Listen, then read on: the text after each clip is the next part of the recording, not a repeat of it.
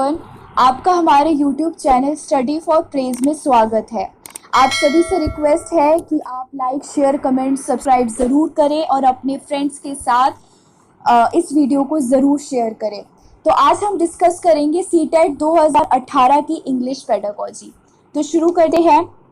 जो पहला क्वेश्चन आप देख पा रहे हो वो है 106, जो है iconic mode of learning is based on the system of using. यानी क्वेश्चन हमसे पूछ रहा है कि आइकॉनिक मोड ऑफ लर्निंग में इस्तेमाल करते हैं। ठीक है, आइकॉनिक मोड ऑफ लर्निंग जो है वो आइकन से आया है। आइकन्स आप अपनी कंप्यूटर स्क्रीन पे भी देखते हो। आइकन्स का मतलब होता है छोटी छोटी इमेजेस। तो पहला ऑप्शन है आपका वैरायटी ऑफ एक्टिविटीज़, ढेर सारी एक्टिविटीज़। दूसरा ऑप्शन है आपका सिंबल्स, चिन्ह। तीसरा है इमेजेस एंड डायग्राम्स और चौथा है डिफरेंट टाइप्स ऑफ ग्राफ। तो मैंने आपको पहले ही बताया कि आइकन्स का क्या मतलब होता है, जो छोटी छोटी इमेजेस होती हैं जो आप अपनी कंप्यूटर स्क्रीन या विंडो पे भी देखते हो। तो 106 का राइट आंसर जो होगा वो थर्ड होगा, images and diagrams. Next question, while reading the for comprehension some pairs are examples of homograph। तो हमें होमोग्राफ पेयर छांटना है ऑप्शंस में से। ठीक है, पहली बात तो ये हमें जानना होगा कि ग्राफ का मतलब क्या होता है। होमोग्राफ दो चीजों से मिलकर बना है। होमो का मतलब है सेम, होमो का मतलब है सेम और ग्राफ का मतलब है लिखना। जिनकी स्पेलिंग सेम होती है, जिनको लिखा सेम तरीके से जाता है, उनका उच्चारण जो होता है, जिनका प्रोनाउंसिएशन जो होता है वो अलग होता है। जैसे आप पहला ऑप्शन देख पा रहे हो, वार्म और टेपिड। ठीक है, आप देख पा रहे हो कि इन दोनों की स्पेलिंग अलग है, इन दोनों को अलग अलग तरीके से लिखा जाता है, तो ये होमोग्राफ वर्ड्स नहीं होंगे। थर्ड ऑप्शन देखिए, लीड यानी डायरेक्शन देना और डेड यानी मर जाना, मोट होना। तो आप ये देख पा रहे हो कि इनकी भी स्पेलिंग अलग है, ये भी होमोग्राफ नहीं होंगे। चौथा ऑप्शन है मेल यानी पोस्ट। ठीक है, आपके ईमेल भी होता है। और मेल MAL यानी जेंडर यानी पुलिंग। तो आप देख पा रहे हो कि इनकी स्पेलिंग्स सेम नहीं है। एक की स्पेलिंग है MAIL और दूसरी की स्पेलिंग है MALE, पर उच्चारण सेम है। तो ऐसे को भी हम होमोग्राफ नहीं बोलेंगे। हम होमोग्राफ किसको बोलेंगे, जो सेम तरीके से लिखे जाते हो, जिन सेम स्पेलिंग्स हो। तो राइट आंसर इसका जो है वो सेकंड ऑप्शन है, जो है लेड यानी मैटर और लीड यानी डायरेक्ट करना। ठीक है, आप देखो कि इन दोनों का जो उच्चारण है वो अलग है, पर इनकी जो स्पेलिंग है वो सेम है और ऐसे वर्ड्स को ये होमोग्राफ बोलते हैं। तो 107 का जो राइट आंसर वो आपका क्या है, सेक्शन। तीसरा, साइट वर्ड हमसे पूछा गया है कि साइट वर्ड का मतलब क्या है। पहले हम ऑप्शन देख लेते हैं। पहला, that needs proper visual understanding of the content, जिसको हमें बहुत ध्यान से समझना पड़ता है, साइट वर्ड। दूसरा option, that is to be learned by heart, जिसको रटा जा सकता है या जिसको रटा जाए वो साइट वर्ड है। तीसरा, that the reader recognises and find meaningful on site and finds meaningful on site without a complicated analysis. यानी तीसरा ऑप्शन ये बोलता है कि क्या साइट वर्ड वो है जिसको रीडर या जिसको पाठक जो है बिना किसी समस्या के, बिना किसी उलझन के जो है समझ लेता है एक ही बार में देखकर। और चौथा ऑप्शन है, that helps in judging the effectiveness of the author style.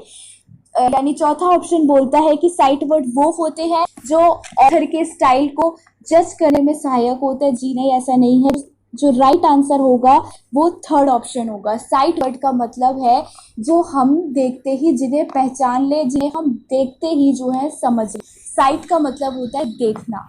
तो जिन्हें हम देखते ही पहचान ले, जिन्हें हम देखते ही समझ ले, परेशानी ना हो उन वर्ड्स को समझने में। जैसे कैट हो गया, फैन हो गया, ठीक है, बेड हो गया। ठीक है, ऐसे छोटे छोटे जो वर्ड्स हैं जो हम रोज़मर्रा की ज़िंदगी में सुनते आते हैं वो आपके साइट वर्ड है। तो इसका राइट आंसर जो होगा वो थर्ड ऑप्शन होगा। Next question, which one of the following method is suggested for teaching grammar eight primary level. Question पूछ रहा है कि कौन सा जो मेथड है वो सजेस्ट किया जाता है ग्रामर पढ़ाने के लिए एट प्राइमरी लेवल। तो पहला ऑप्शन है डिडक्टिव मेथड। डिडक्टिव मेथड में आप डेफिनेशन पहले बता देते हो, फिर बाद में एग्जाम्पल देते हो। आप संज्ञा क्या है वो पहले बता दोगे, संज्ञा के उदाहरण जो है वो आप बाद में दोगे। दूसरा, टेक्स्ट बुक मेथड। जो आप नॉर्मली पाठ्य पुस्तक से या टेक्स्ट बुक से पढ़ाते हो। तीसरा इंडक्टिव मेथड, इंडक्टिव मेथड में आप बच्चों को दैनिक जीवन से जुड़े, डेली लाइफ से जुड़े एग्जाम्पल आप पहले दोगे, फिर बाद में उसको डिफाइन करोगे। इंडक्टिव मेथड ये होता है, पहले आप संख्या के उदाहरण दोगे जो बच्चा डेली लाइफ में, जो बच्चा रोजमर्रा की जिंदगी में देखता है, स्थानों के नाम, एक दूसरे के नाम, ठीक है, चीज़ों के नाम, फिर आप बाद में बताओगे कि इन सभी को हम संज्ञा बोलते हैं। ये है इंडक्टिव मेथड।